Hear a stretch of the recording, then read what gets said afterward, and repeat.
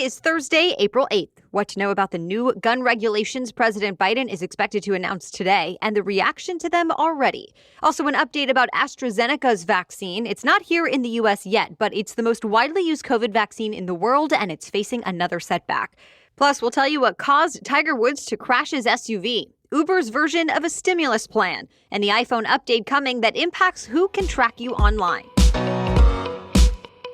Welcome to The Newsworthy. All the day's news in around 10 minutes. Fast, fair, fun, and on the go. I'm Erica Mandy. Thanks so much for being here. You ready?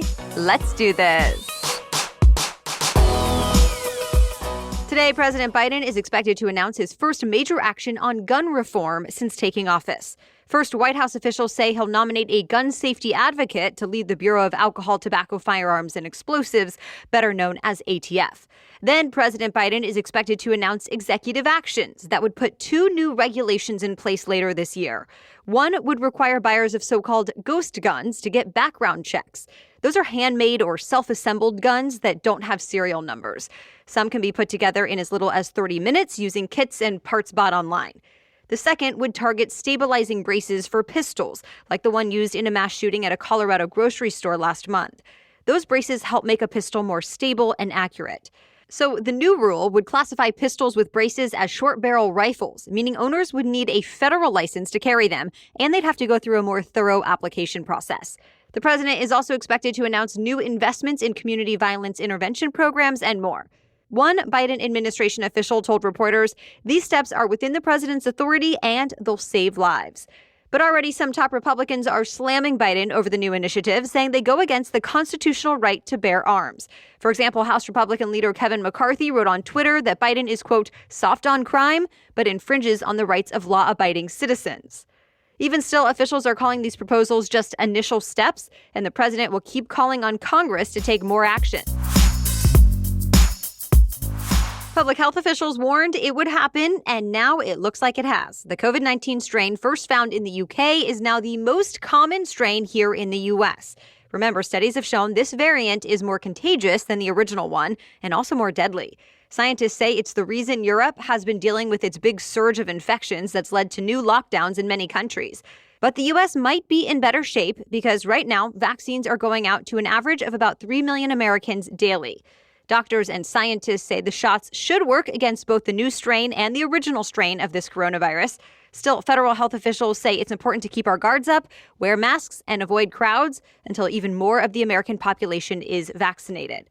They're also tracking reports of new COVID clusters coming from daycare centers and youth sports. So they say more testing may be needed for those activities.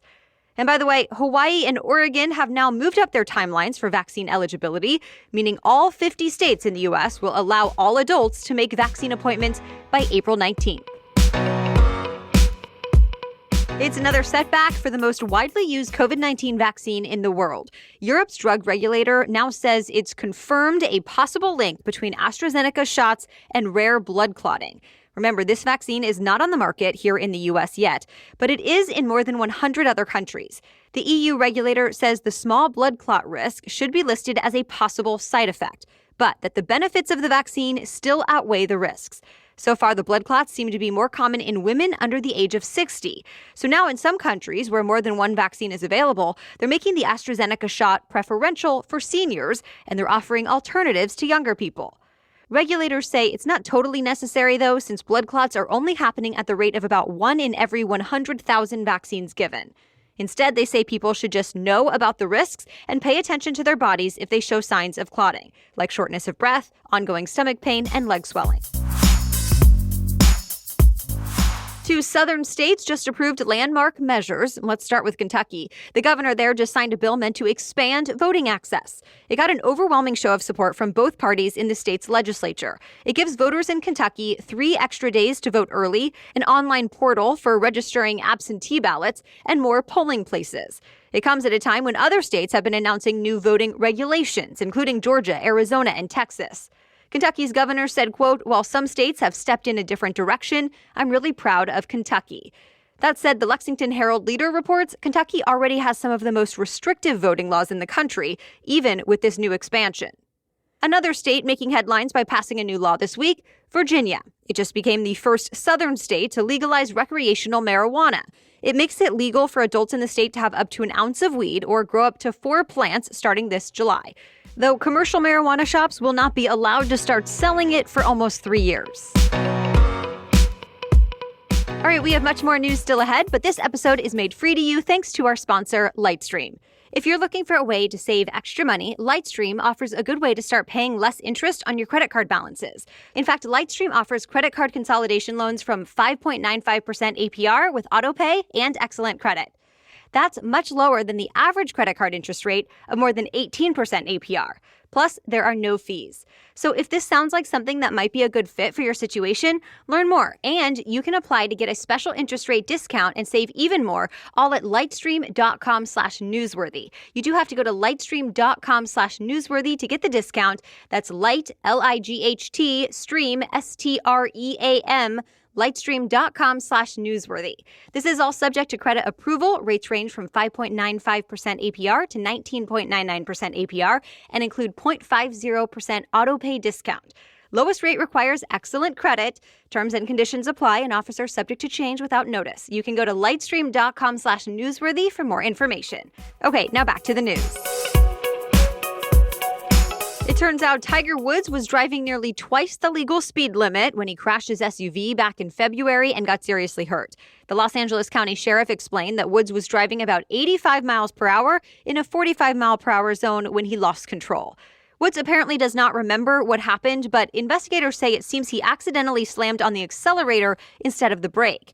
Still, they say Woods did not appear to be under the influence of drugs or alcohol at the time of the crash, and he was wearing his seatbelt. Authorities also say Woods will not be charged or face any citations since there were no witnesses who saw the crash happen.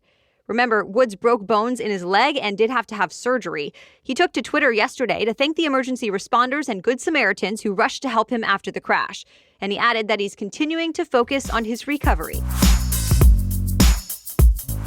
Rideshare companies are now having a hard time getting enough drivers to keep up with demand. So Uber and Lyft plan to spend some extra money to entice people to work for them.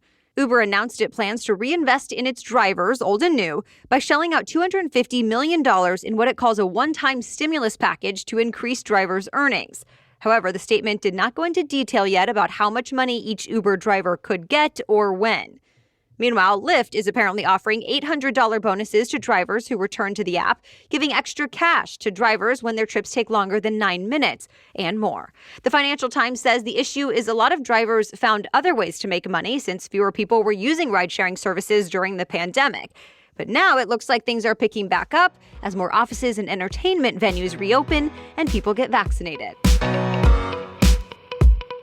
Apple has a new feature meant to help protect its customers' online privacy. It's called App Tracking Transparency, and it's supposed to come out in the next iOS update. It will change current rules that let apps track your online activity, like taking note of which websites you visit. Advertisers use that type of information to try to sell you things, but iPhone, iPad, and Apple TV users will soon have more control over this.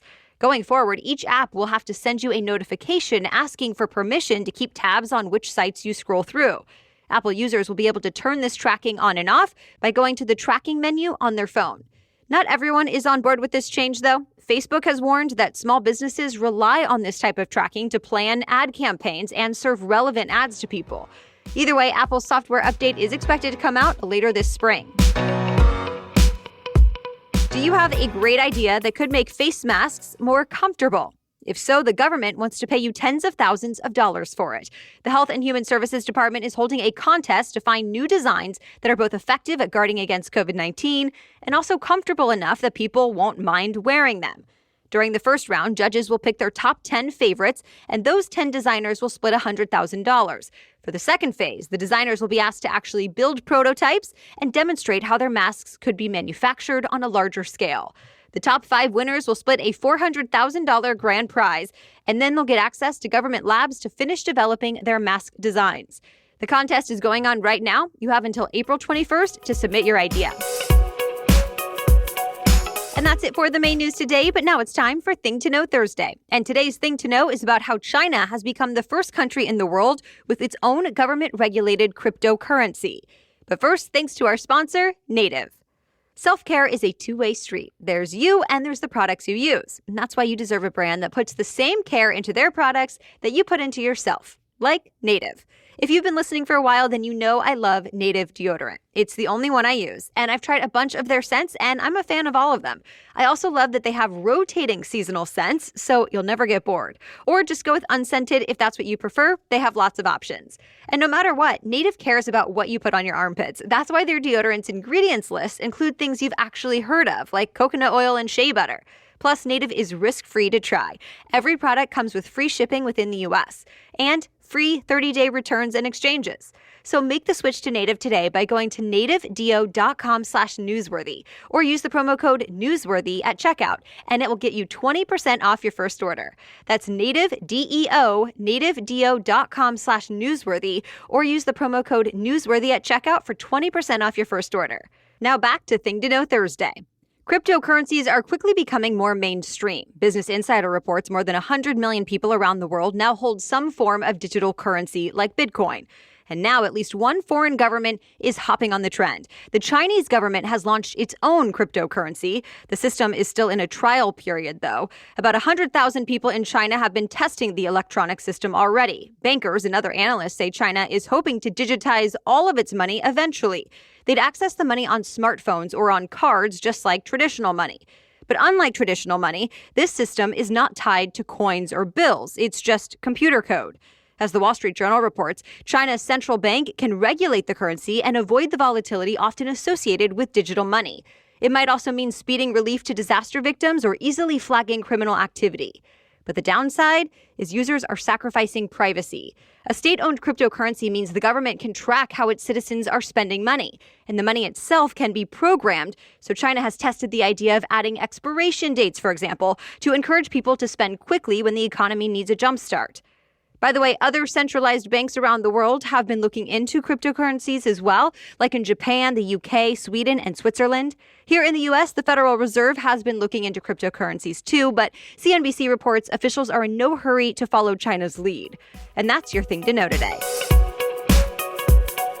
All right, thank you so much for tuning in today. If you aren't already, be sure you're following The Newsworthy in your podcast app. It's free and it will help make sure you never miss a new episode. We'll be back tomorrow with more news to know. Until then, have a great day.